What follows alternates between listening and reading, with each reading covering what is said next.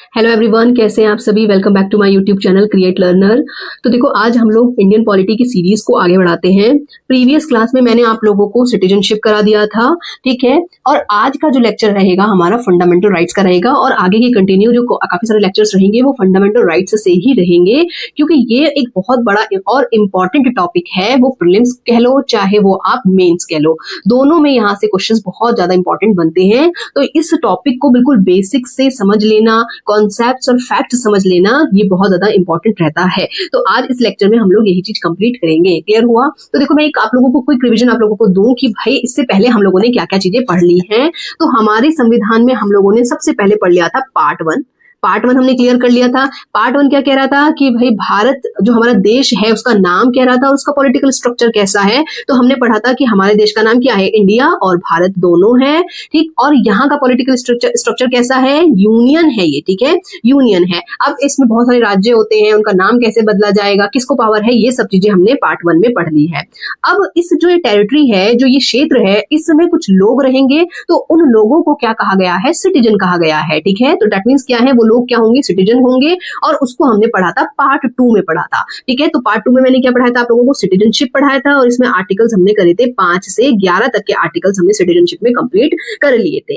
अब जो इस टेरिटरी में जो लोग रह रहे हैं, जिन्हें हमने सिटीजन कहा है, भाई उन लोगों को कुछ अधिकार भी तो होने चाहिए ना। तो जिसकी वजह से वो इस टेरिटरी में पूरी डिग्निफाइड होकर रह सके, अच्छे तरीके से रह सके, अपना डेवलपमेंट कर सके, चाहे वो किसी भी तरीके का हो, सोशल हो, इकोनॉमिक हो, ये सारे डेवलपमेंट वो अच्छे से कर सके, तो उनको कुछ राइट्स भी तो होने चाहिए।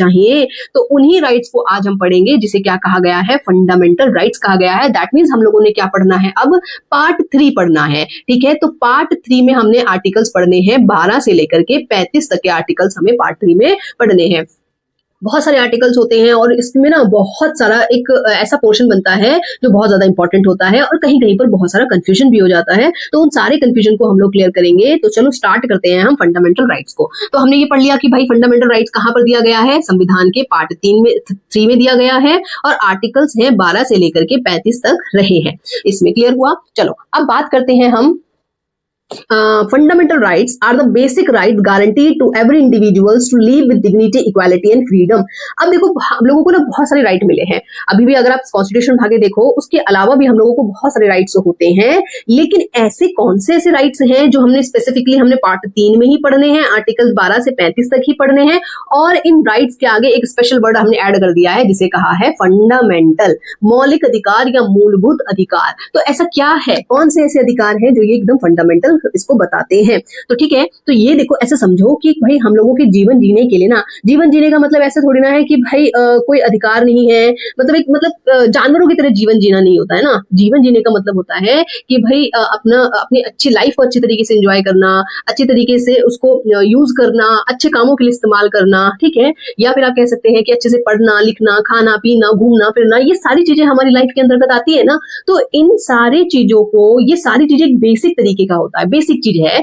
अब ये बेसिक चीज जो हम लोगों को राइट्स प्रोवाइड करते हैं, या हम कह सकते हैं कि इन्हीं बेसिक चीजों को प्रोवाइड करने के लिए हमारे पास होते हैं फंडामेंटल राइट। तो ऐसा समझो कि फंडामेंटल राइट क्या है, बेस है, ठीक है। इसके अलावा हमें बहुत सारे राइट मिल सकते हैं, ठीक है, लेकिन बिल्कुल एक शांत जीवन जीने के लिए, आप ये कह सकते हैं कि एक सिंपल सा जीवन जीने के लिए जो राइट्स हम लोगों के लिए जरूरी हैं, उन्हीं को क्या कहा गया है, फंडामेंटल राइट्स कहा गया है। फॉर एग्जाम्पल, जैसे समानता का अधिकार, ठीक है, जैसे हमारे पास बोलने की स्वतंत्रता होनी चाहिए हमें। फॉर एग्जाम्पल, जैसे घूमने फिरने की स्वतंत्रता है हमें, धर्म की स्वतंत्रता है, धर्म बहुत एक इंट्रिकेट टॉपिक होता है ना, ठीक है। तो धर्म की स्वतंत्रता होनी चाहिए हमें, हमारा शोषण नहीं होना चाहिए। ये सारी चीजें क्या है, एकदम बेसिक होती हैं। ये चीजें होनी ही चाहिए, तभी तो कोई व्यक्ति क्या हो सकता है, ऑल राउंड डेवलपमेंट कर सकता है, ठीक है। तो इसीलिए इन्हें क्या कहा गया है, फंडामेंटल कहा गया है। तो मैंने आप लोगों को क्लियर करा दिया कि भाई ये फंडामेंटल क्यों होते हैं, क्योंकि किसी भी व्यक्ति के ऑल राउंड डेवलपमेंट के लिए जो चीजें जरूरी होती हैं, वो सारी चीजें हम लोगों को इस पोर्शन में मिलती हैं, या इस राइट्स के थ्रू मिलती हैं, ठीक है। तो इसलिए इसे क्या कहा जाता है, फंडामेंटल राइट्स कहा गया है। क्लियर? अब देखो इसको ना Magna carta of Indian constitution कहा जाता है। ये बहुत इंपॉर्टेंट है और आप लोगों ना ये वाला क्वेश्चन बहुत जगह, चाहे वनडे का एग्जाम हो, कहीं पर भी आप देख लीजिएगा, ये वाला क्वेश्चन बार बार बनता रहता है कि मैग्ना कार्टा कौन से, हमारे संविधान के कौन से भाग को मैग्ना कार्टा कहा जाता है। तो हमारे संविधान के फंडामेंटल राइट्स को पार्ट 3 को मैग्ना कार्टा कहा जाता है, क्योंकि जो फंडामेंटल राइट्स की या एक राइट्स जो शब्द है ना, पहले ऐसा बहुत सारी चीजें नहीं थी, लेकिन जो ये राइट्स जैसा शब्द है इसकी शुरुआत ही इस मैग्ना कार्टा के थ्रू हुई थी। इंग्लैंड के राजा ने 1215 में अपनी जनता को या अपने कुछ लोगों को कुछ चार्टर के थ्रू कुछ राइट्स प्रोवाइड किए थे। उसी चार्टर को दैट मींस उस पेज को जिसमें उन्होंने लिख के दिया था कि भाई आज से ऐसी ऐसी चीजें होंगी, आपको ये अधिकार दिए जाएंगे, तो उसी पेज को क्या कहा जाता था, मैग्ना कार्टा कहा गया है। तो हमारा भी जो फंडामेंटल राइट्स है या जो पार्ट 3 है उसको क्या कहा गया है, Magna carta of Indian constitution कहा जाता है। अब बात करते हैं हम इसके की फीचर्स की, मतलब इसके कौन कौन से फीचर्स होते हैं, कौन कौन सी इसकी विशेषताएं हैं। सबसे पहले क्या है, ये यूनिवर्सल है। यूनिवर्सल का मतलब है कि ये available to all citizen and some are available to all persons. कहने का मतलब है कि भारत में दो तरीके के लोग हैं, मैंने आप लोगों को बताया सिटीजनशिप में, कि एक तो होते हैं जो भारत के नागरिक है जिन्हें सिटीजन कहा गया है, और दूसरे होते हैं एलियंस होते हैं। ठीक है, तो दैट मींस ये पर्सन्स है। देखो यहाँ पर ना आप जब भी फंडामेंटल राइट्स को पढ़ेंगे ना, तो आप लोगों के लिए ये बहुत इंपॉर्टेंट चीज हो जाती है, इस पॉइंट को समझना कि कहां पर पर्सन लिखा है और कहां पर सिटीजन लिखा है। यहां से आपके क्या बनते हैं, कैच बनता है यूपीएससी प्रीलिम्स में क्वेश्चन पूछने का।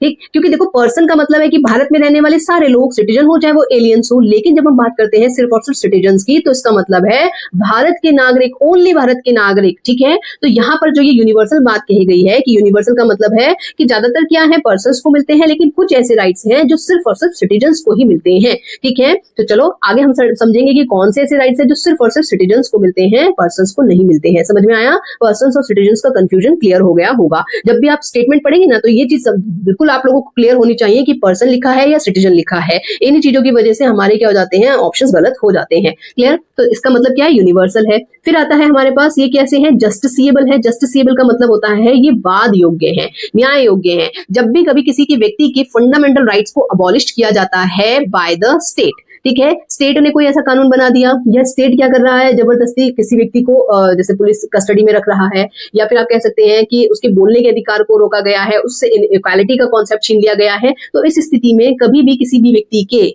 फंडामेंटल राइट्स का अबॉलिशन होता है तो वो सीधा सुप्रीम कोर्ट जा सकता है। ठीक है, यहाँ पर अपील वाला सेम सीन नहीं है कि भाई पहले जाए डिस्ट्रिक्ट कोर्ट में जाए, फिर जाए आपके हाई कोर्ट में जाए और फिर जाके अपील सुप्रीम कोर्ट जा रही है, तो ऐसा नहीं है।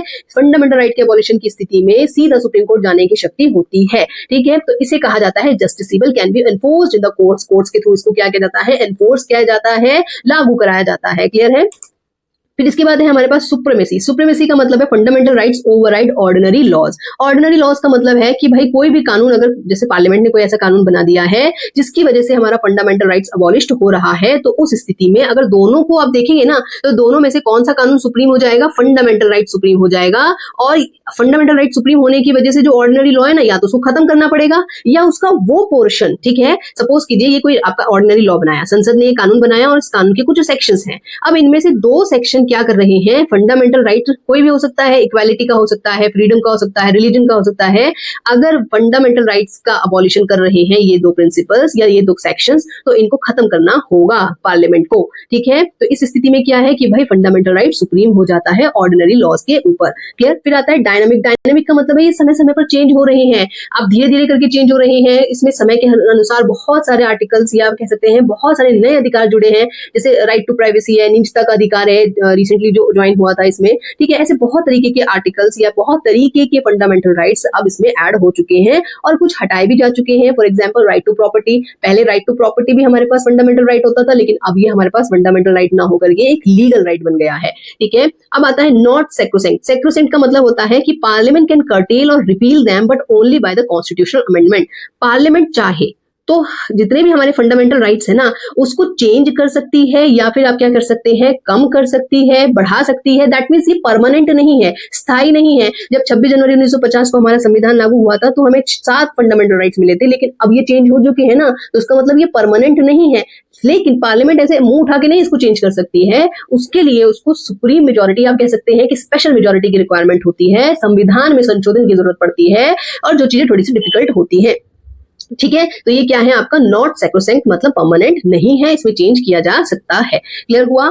अब बात करते हैं हम कि संविधान में कौन से कॉन्स्टिट्यूशनल प्रोविजंस दिए गए हैं या आपके कितने फंडामेंटल राइट्स हैं। तो यहाँ देखो, the constitution provide for 6 fundamental rights. Originally ये क्या थे, 7 थे, अब जाकर के ये 6 हो चुके हैं। तो ये 7वां जो राइट था वो क्या था, राइट टू प्रॉपर्टी था। आर्टिकल 31 में इसके बारे में बताया गया था, इसको डिलीट कर दिया गया था 44th कॉन्स्टिट्यूशनल अमेंडमेंट एक्ट 1978 के द्वारा।